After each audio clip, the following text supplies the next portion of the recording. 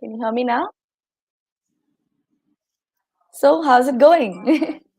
Oh man, I think we are having one hell of a time. Okay, the previous panelists took a 10-minute extra, so Yes. which So, means we which just, is, which is good yes. news and bad news because the number of things that are coming up, I'm amazed, the number of people who are talking all about espousal and interacting with the panelists. Nice. Back to you, Shikha. Yes, that's great. And actually the interaction is nice, but as you mentioned, the panel before has already taken up 10 minutes extra of our time, so we're just going to rush this up. So to everyone who logged in right now, this is Arvind, Jyot, Sabhaney for you guys, Managing Director of Zero in Management Private Limited, Chairman and CEO of Team I, the Entertainment and Media Institute. Also member of the PRCI and BNI, Secretary of KEMA, the Karnataka Event Management Institute, and proud owner of various event intellectual properties, to name a few: Driven, DJ Amathon, Ultimate Corporate League, and none other than Espousal Online. Proud to have you here, Arvind, and the stage is all yours while the panelists enter. Thank you, Shikha, as usual. Wow, wow, wow. Look at these people. Oh my God. Hello, everybody. I am so happy and delighted to have all of you here. But having said that, we are 10 minutes late. I'm extremely apologetic. The previous panelists were really having a ball of a time. Quickly, we are going to be talking about healthy relationships. And we have people from across the globe over here, from different time zones, who are going to be talking about what happens after marriage. Also before marriage, but I'm going to quickly hand it over to you and we'll start with Tasneem. 1 minute each intro, and then we get right into the Q&A. Tasneem, you're on mute. Hi, can you guys hear me clear? Loud and clear? Wonderful. I am Tasneem. I am a psychologist. I am from India. I have been working in the field of psychology for the past 7 years. Um, to say the least, I have had interactions with people who are married, people who are in relationships, people who aspire to be in relationships. So I'm looking forward to having a conversation with everybody on this panel to exchange some opinions and views on what marriage is all about. Super. Thank you, Tasneem. Michael Towers. All right. So how are you guys doing this today? My name is Michael Towers, and I'm an addictions and mental health counselor. I do have bipolar disorder, so I can tell you that relationships for me in general are hard. Marriage is hard. And I can just tell you, for me, it's really about growth, about owning my growth, and just striving every day to fight, to be the best person that I can be, and to be the best version of myself, and to help other people to be the best versions of themselves that they can be. I'm so glad and excited to be here. Thank you. Thank you, Michael. And what better than listening to somebody like Michael who's gone through his own troubles and who can talk to us. Superb. Let's move on to Sean Crane. Thank you. Yes, thank you for having me here. I'm really excited for this experience. My name is Sean Michael Crane. I'm a coach. I help men create more balance in their lives who are young fathers like myself, entrepreneurs, business owners.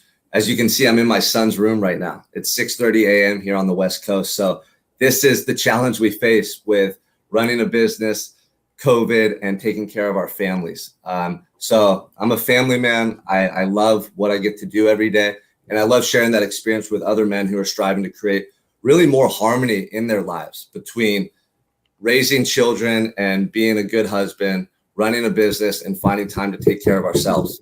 It's a big challenge, but it's possible. And I love my coaching and what I get to do. So I'm excited for this topic today. Thank you. Super. Thank you, Sean. The variety of people on the panel today, we're going to have a lot of fun. Richard Wright. Hello, everyone. I am really delighted to be a part of this panel discussion. I'm the CEO and founder of the Enrichment Project. I am a 3-time stage 4 brain cancer survivor. And while beating cancer, I've done a number of full Ironman events, multi-discipline endurance events, and have done a lot to challenge myself and my beliefs about life. I'm a divorcee, a product of infidelity. Marriage broke down, and I'm currently in a 4-year relationship with a wonderful woman. We've got a blended family. I've got 2 little girls of my own. So I'm here to talk about the lessons that I've learned the hard way. Superb, Richard. Thank you so much. Dr. Anthony Rhodeman. Hello, my name is Dr. Anthony Rhodeman. I am the co-founder and CEO of Success Epitomize. We're a company that helps people deal with mental health issues, turn into mental empowerment, and help people become the perfect example of success. We help people reach success in their personal and professional life and really understanding that your personal life is a business as well. So we help you manage that work and family life. And I also have a wife that we've been married for over 10 years and two wonderful young men. And we just want to help people learn how to get that balance of life and the psychology behind being successful in marriage. And that's what I'm here to talk about and help as well. Super, Anthony. Thanks so much for being here. And thank you, everybody. And let's quickly deep dive into what we're going to be talking about today: mental health, mental happiness. We are not going to make this into a round of question and answers and everybody giving out. Let's do a little powwow. We have all the questions that have come in are coming from actually people who want to know what is this thing called mental balance and healthy relationships and what have we. Okay, but let's start off with the first one. People get married, fortunately or unfortunately, that happens, and that phase doesn't last for too long, and most of us here know that, right? Maybe 6 months to a year. And what after that is a question that has been asked by somebody. What after the honeymoon phase? Just take it up, one of you, or do you want me to point fingers? Well, I can start it off. Yeah, great. Well, the biggest thing is most people's misunderstanding of what love is. Love is a bond that keeps things together. So most people think that love is a feeling. No, the feeling is a byproduct of that bond. And most people break the bond as they move forward instead of building a deeper bond. Most people start off as an emotional bond, which they call love. And as you go throughout your journey of marriage, it needs to become a mental bond, a soul bond, a spiritual bond. So most people, the reason why the love or bond fades is because as you keep developing and growing as a person, that bond can be broken if you start bonding with other people or becoming someone new and the person doesn't bond to that new person you created. So, Michael, what do you think? Because what Doc says is that we need to not have relationships outside the marriage, okay? And that's one of the ways of keeping the bond alive. Your take on that, Michael? Well, I would say that obviously relationships with people of the other sex, members of my church, men, accountability partners of mine, certainly we don't have relationships, or at least we don't ride in cars with other women by ourselves and things of that nature. We don't go to lunch with coworkers of the opposite sex on our own because we want to avoid those types of relationships. But, when you say that the love phase ends, I want to challenge you to say that doesn't always necessarily have to be the case. That yes, it's easy in the beginning when we always want to be with them, when they do everything right. And then after a while, like the way they chew and breathe annoys us, right? But I think that the 5 Love Languages by Gary Chapman should be required reading, and that we need to learn how our spouse and the people we love give and receive love.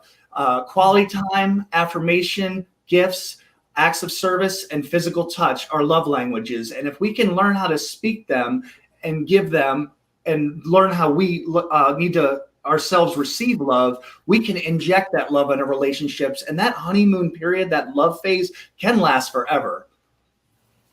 Super.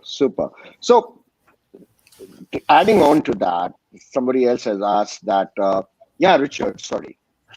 If I can just weigh in here. So some very interesting things that have been said straight off the bat. I'm going to suggest, though, that every single relationship ends with a third party. And that third party can be a hobby, it can be money, it can be children, it can be another person, it can be a job. What is that thing that distracts you or takes you away from the other person? And every single relationship ends in that thing. But I think the question is, but why do we get there? And I think for me, the only thing I wrote down in preparation for this, we're talking about healthy relationships. I think that the the most important healthy relationship that any of us need to have before we get married is a healthy relationship with ourselves. And most marriages, most relationships fail because the doctor said it correctly. We've got these expectations. We think something is what it is based on the lens that we're looking at it through. So I married my best friend. I was never in love with her. I never looked at her and thought she was the most amazingly beautiful, attractive person. And so I don't understand that love phase that ended, because this best friendship was a best friendship. But it wasn't what a marriage should be. And then cracks began to show. So to me, it's how much time do you spend in that healthy relationship with yourself, understanding who you are, and again, your own love languages, as Michael has said, and understanding yours is critical before you can understand or try to match with somebody else. And that's a great point, because to me, people try to find themselves or complete themselves with another person. They say, you complete me. And that's problem with a lot of relationships are, instead of two whole people becoming together, like Richard just said, you should come into a relationship as a whole person, not a broken person. Usually most relationships fail because broken people are depending on other broken people, which is causing failure. So when you should come to the relationship as a whole person and find that relationship with self, like he said, before you can connect. And now two whole people can become the best version of themselves together. Amazing. You know, the amount I am learning out of this panel, and I'm sure we have about 603 people in the auditorium right now listening to us. Okay. There are so many people who want to know about mental well-being, right? Yeah. You know, there are so many takeaways from here, but I'll move on to Tasneem and ask her the next question, which is, people say that we have had so much fun together, okay? And now we don't have fun no more because we cannot be spontaneous, right? How are we going to be able to try and maintain being spontaneous in a relationship? I suppose, Arvind, it is also by indulging in your partner's activities, in their interest, in showing genuine interest in what it is that they would like to do. It could be as simple as, if you're a kind of person who likes to party and your partner likes to go kayaking, to find a balance to be able to do both of it, because there is an experience on the other side that you're not aware of. And these are, I do believe that you need to be spontaneous in your relationship to be able to also thrive on your relationship. And I think I also want to pick up on what Richard had mentioned about, being self-aware first, understanding your own needs, understanding what is it that you need from this relationship. And just to throw in this thing that a marriage is a social construct, a relationship is not a social construct. So what is it that you're getting out of marriage? What is it that you're getting out of a relationship? I mean, you need to be able to define these things for yourself, because sometimes you get into marriages without actually knowing what you want. It could be for a lot of reasons, because hey, it's your age, it's a social pressure, everybody is getting married, so must I. But what out of it? So I think I'm very inclined to agreeing with what Richard has to say in terms of finding out what you want, what is your standing in the relationship. You know, Tasneem, every time I speak with you or hear you out, I feel so proud about the country that I live in. You know, we have taken our time, but we have evolved. And how? But yes, Sean, you want to add on to this one. Absolutely. I'm over here taking notes, everyone. I appreciate all your input, because I'm a young father, not a newlywed. We're in year 2. And my wife and I knew each other when we were much younger, 10 years ago. And we rekindled our love and relationship, and it's just blossomed into something beautiful. And I love this topic about being spontaneous, because I think a lot of couples and marriages in general get into a pattern of, we go on vacation every so often, we do date night, we have, our routines, and then during the week, we're all working and doing our individual things. But really, it's the small little things done consistently and being spontaneous that keeps that love and passion alive. And that's something I'm realizing by observing other married couples and just really paying attention to how my wife's feeling and her mood during the week. So actually this week earlier, I took Tuesday off, the whole day from work, and I took the kids and my wife on a trip spontaneously. And the excitement on all their faces and the fun that we had, and being able to just check out of my normal workflow and be in the moment with them, it was great for everybody. And I realized that when we do that and they know how important our business or our work is to us, they appreciate not only what we do more, but they know that we put aside that endeavor for them and to spend the time with them.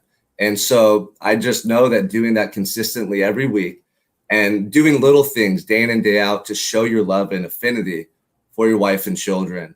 It could be a note. It could be a spontaneous lunch. It could be a walk on the beach. It's just going beyond and giving that extra effort that can go a long way. And if I can add to what please. If I can add to what Sean is saying, he said something that's a great point that a lot of us men, we really don't catch a lot. So it's very important what he just said, because a lot of men get frustrated with the term when women says you should just know. And many men have failed with the frustration of you should just know. And I've been blessed to be able to be a newlywed going on 10 years. So I'm a newlywed going on 10 years. So one of the things I learned in that process is my wife, when she kept saying, you should just know, she was saying you should study me. Because women naturally study men. So they pay attention to our little things that we do because they're more creative than we are. So they're paying attention to us and they're looking at those little things and they're being spontaneous because they're paying attention to our patterns, our feelings, our behaviors. And men, we're so consistent, we're not paying attention. So Sean just did was he was studying his wife and seeing that she was not on her normal pattern. I need to switch something up spontaneously to switch up the flow. And he paid attention to, he learned in year 2 what most men never learned was study your wife the way they study you. And that will keep spontaneity alive. Yeah, do you mind if I elaborate on that one moment? That's a great point, and I'm glad you brought that up. One of the things that has changed my life is having a morning routine where I have quiet time, where I can reflect on myself and my life. This is where all of those answers come to me. Let's say that my wife and I had an argument, or I worked a lot last week and I wasn't as present. I wasn't as aware. In the morning, I feel that. But instead of going into my day and just being in a reactionary state and going back into my normal workflow or the normal routines that we have, I get time to reflect upon that. Now, some days I get the creative ideas or spontaneous ideas to, hey, I'm going to take work off today and we're going to have a family day. Other times it's having to reflect on my faults or things that I'm still developing in my character or my ability to be a good husband. So that awareness is key. And I'm glad that you brought that up because that allows me to problem solve and continue to improve myself so that I can be a better husband. And number 2, I get spontaneous ideas or creativity that I normally wouldn't tap into because it's quiet. I'm alone. There's no distractions. And I can start my day off with that right energy and that mindset going into the day to be the best husband, the best man, the best father, the best coach that I need to be that day. Super. So you actually, we all need to work on the appreciation of the partner. We need to be able to appreciate. We need to be able to be spontaneous. But let's take on the next one, which is, let's talk sex. Okay. Quantity versus quality. I don't know, about you guys, but when I was younger, we heard a saying that said, women are looking for so many things in one man. But men are simple. They're looking only for one thing in all women, right? Over to you, Michael, to get that one right. It's getting real now. So yeah, it's getting real now. Yeah. So naturally, I have sex with my wife for love and connection, but there is a goal that I have in mind, and I think for that there needs to be quality in sex. And with men, you don't need a map. We're not Rubik's cubes. I mean, for some guys, you just need to stare at it and say something sexy. Women, however, it's like advanced trigonometry. And depending upon what kind of day my wife had at work, the foreplay might need to be long enough that I have to pack a lunch. But here's the thing. All orgasms matter. And as Dr. Rhodeman, I know Richard knows, Brainwash, Sean knows, I'm sure Tasneem knows too. Scientifically, pleasurable sex boosts your immune, regulates sleep patterns, lowers stress, right? And does build connection. So have as much sex as you can, but there needs to be quality too. And I would say there are 3 types of sex. There's making love, very, very important, but there is gotta have it sex, right? In the dressing room, at the mall, in the car, on a road trip, right? And as soon as you walk in the door on the kitchen counter. And then of course there's when Christina needs it and I'd rather watch paint dry, I make sure I'm available to my wife too. So that's it on sex. You're an amazing guy, Michael, and I'm so happy to have met you. Me too. Tasneem, would you want to add on to that? Yeah. So what I found out is the issue most people have in relationships or marriage, especially marriage with sex, is because of what actually sex is. The problem with it is more people are looking for intimacy than sex. See, the key is in marriage, you have to find intimacy. See, most people find sex outside of marriage, and then they bring sex into marriage because sex is actually pleasing yourself. But when you get to marriage, you have to learn intimacy, which is my focus is to please my wife. Her focus is to please me. Now everybody's satisfied because everyone's getting the best version of themselves. So now you can become intimate, and it creates a oneness and a bond that is beyond just the physical pleasure of sex, but it becomes more of a connection that gets deeper than just the physical act itself. So now we actually become bonded in a way that can become unbreakable because we had intimacy. Now I can feel that intimacy even after the act is over. Yep. And then when you leave, and it draws even closer together to reconnect again at a later time. Hey, Arvind, since that'll be on tape forever, I do want to say that, you know, with women, that roadmap, that trigonometry is not just in the bed. It starts in the morning. It starts with walking up behind and kissing her on the cheek and saying, "You look amazing." When she walks in the door from work, saying, "I appreciate how hard you work for us." If she's cooking dinner, and I cook dinner a lot, but it's saying, "Hey, I really appreciate everything that you're doing." It starts with affirmation. Jonathan Moynihan, my pastor, he says that one of the best pieces of advice is when I travel or she travels, write greeting cards every day that she's gone, and they'll escalate. So that one she reads on the plane coming back, the pump is primed by the time she hits Maryland. You know what I'm saying? So affirmation, appreciation, quality time, and acts of service. Men, we've got to do that before we hit the bedroom, you know, so makes it easier. We should have had a few more women on this panel, but Tasneem, do you want to say something? I am low-key also fuming from within because I feel I am holding the anger and aggression of a lot of women right now. But to also say, I want to agree with what Anthony has to say in terms of intimacy being created, because I know a lot of men and women face problems while having sex, right? And that comes from somewhere. The intimacy issue is not being able to bond, not to say it in the most layman language, not being able to get an erection to be able to have sex.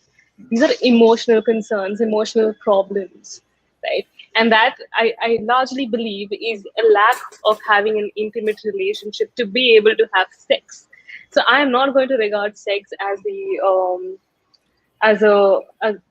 I would regard it as a quantity. Maybe it's a basic necessity of life, as Maslow puts it in the hierarchy of needs. Maybe you need to satisfy yourself for sure. But to be able to reach a relationship where you're not afraid of intimacy, being afraid of intimacy is a thing. You may not want to get into intimacy because, it may bring up so many issues of your own self. But intimacy is what makes a relationship whole. And I think it was Anthony who said you could go out and have sex outside of your marriage. That's what infidelity is about, right? You can go get sex outside of marriage. But what about within your marriage? What stops you from getting those drives fulfilled from within your marriage? That doesn't happen outside. So there is a lag. There is a bridge that hasn't been crossed. And I think that is to do with intimacy and emotional connection. So that's a true psychologist. Yes, please, Richard. Okay, Yes, please. so I love what everybody has said, and I've been champing at the bit to chime in. So for me, sex is about a connection, and that connection is where the intimacy comes from. I'm 50 years old right now, and we were offered a choice of quality versus quantity, and I'm here to tell you that you can have both. I'm having the most sex I've ever had in my life, and the best sex that I've ever had in my life at the age of 50. And what is also true is, but that's a connection. That's finding somebody who is a healthy person who has done the work on herself. I've done the work on myself. And what Tasneem said about so many people having issues in the bedroom, those issues stem from your own stuff, right? So I was one of those people who went to look for sex outside of my marriage. Only I didn't go to look for it. Nobody ever wakes up one day and says, "Oh, the weather's great. I think it's a good day to have an affair." That's never what happens. And it wasn't the sex I was wanting. It was, I remember distinctly feeling that for the first time in years, I felt wanted, needed, acknowledged, loved by somebody else. I didn't want to be with her. I didn't want to pursue a relationship with her, but it was those feelings that were amazing. And despite everything I was going through in my marriage and trying to communicate my needs to my wife at that time, we were just unable to meet those needs. So I think, and we're probably running out of time. It's probably the last thing I'm going to be able to say, but this is it for me. It's learning as an emotionally mature adult to take responsibility for yourself. We're so good at blaming people in relationships. So when things start to fade or when things aren't so great, or it's always about the other person. You never do this. You always do this.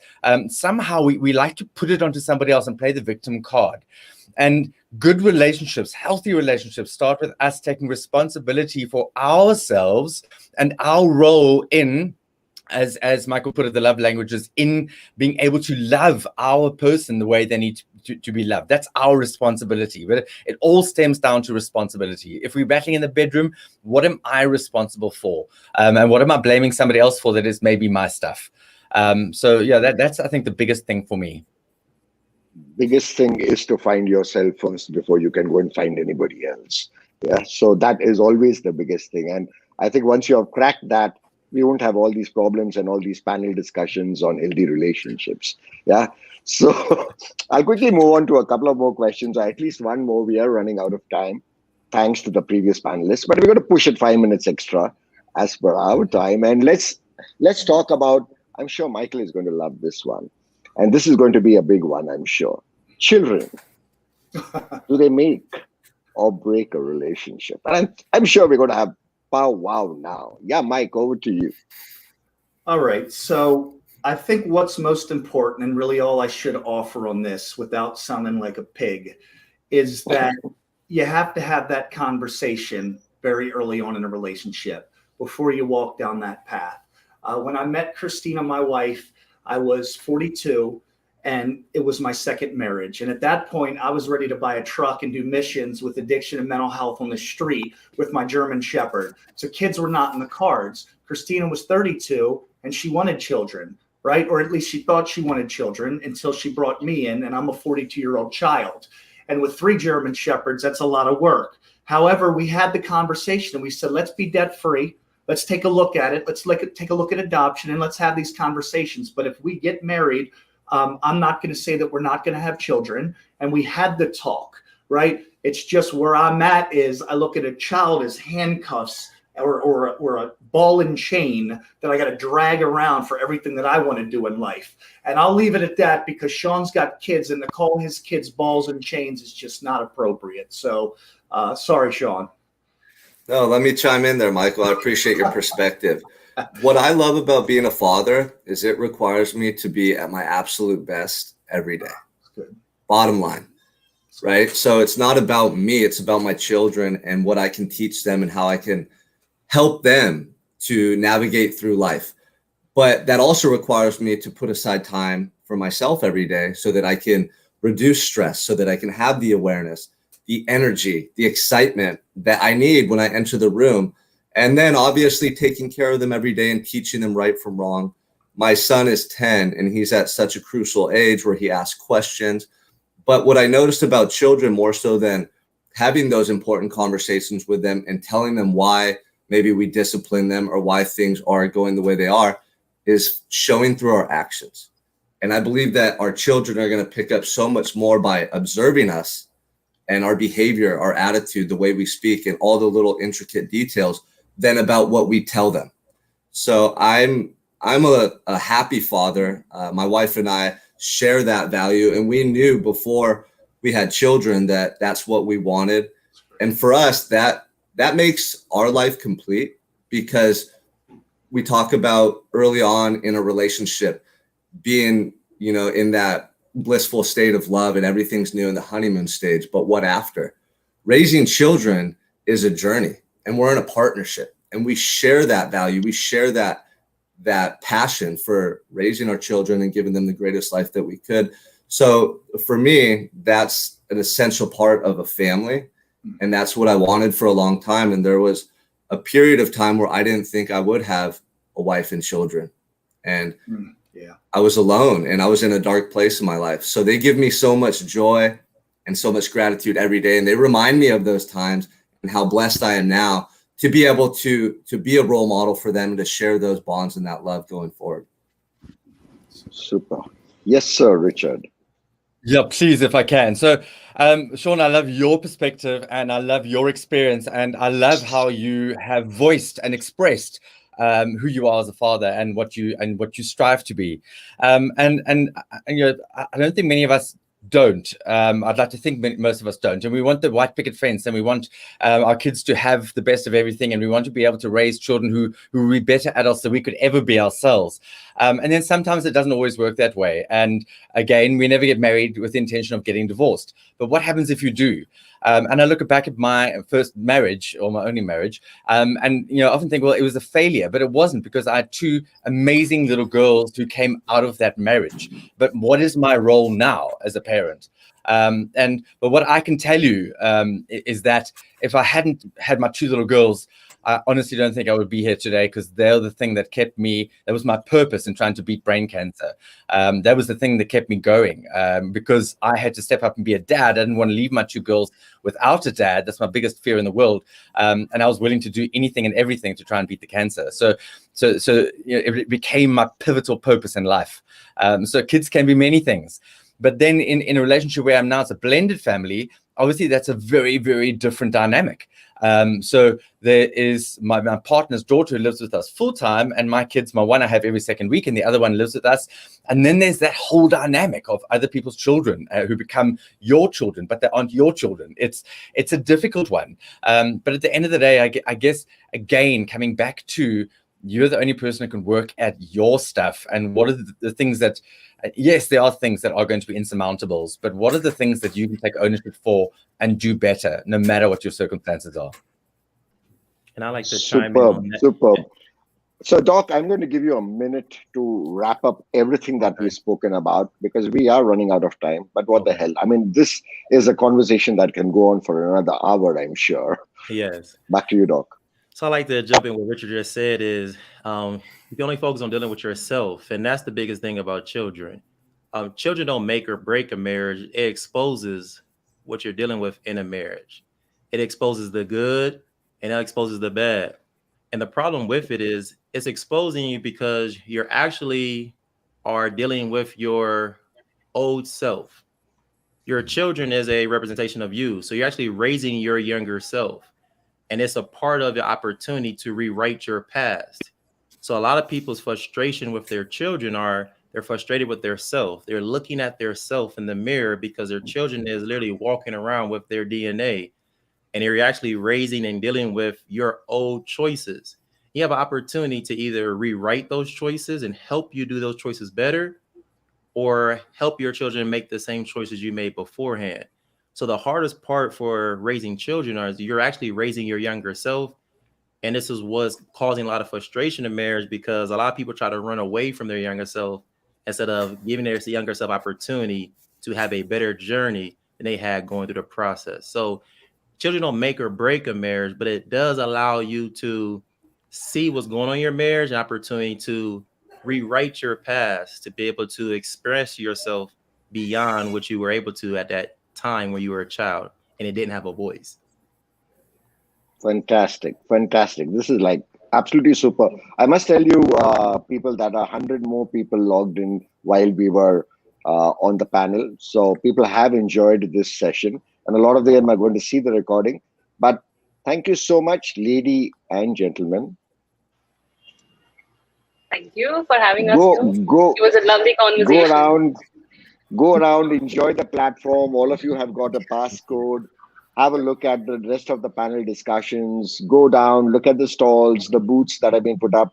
We are trying something really global, and we need all of you to support it. Yeah. Thank you so much. Thank you Bye so bye. much. Thank you. Thank you, Arvind.